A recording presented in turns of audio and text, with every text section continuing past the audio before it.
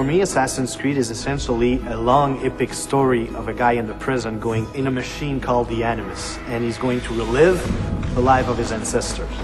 In Assassin's Creed 2, we follow Desmond, who's going to live the life of Ezio Auditore da Firenze. The meaning of Ezio's name, in following with the tradition established by the first Assassin's Creed, is that Ezio means eagle. Eagle, or the flying one. Its origins come from Greece.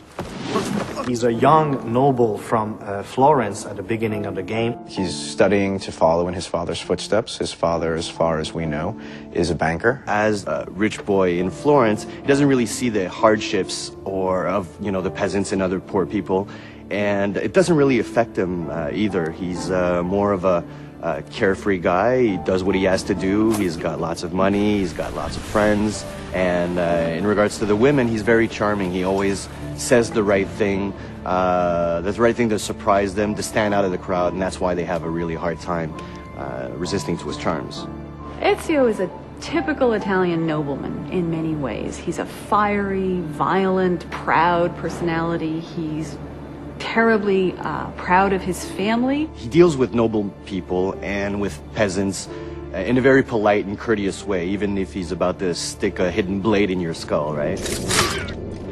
He has a very strange talent that his father is aware of, which is the eagle vision from the first game. Nobody really knows how come he has that, but we sort of find out in the game.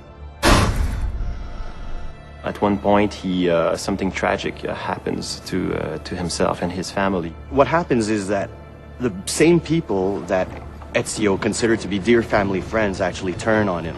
People that are very close to him are taken from him, and becoming an assassin and acquiring the skills will give him the abilities necessary to exact revenge.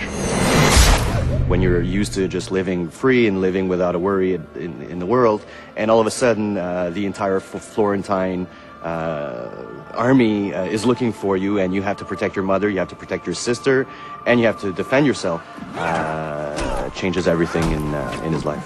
So going from this life of la dolce vita, in Italy, it will have to become this guy who needs to kill in order to survive.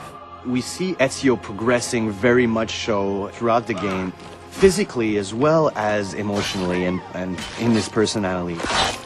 As a player, you will go just like the main character, and the same will be at first just like you and I, and then will become this badass main character. Before he just wants vengeance, but later on he wants justice.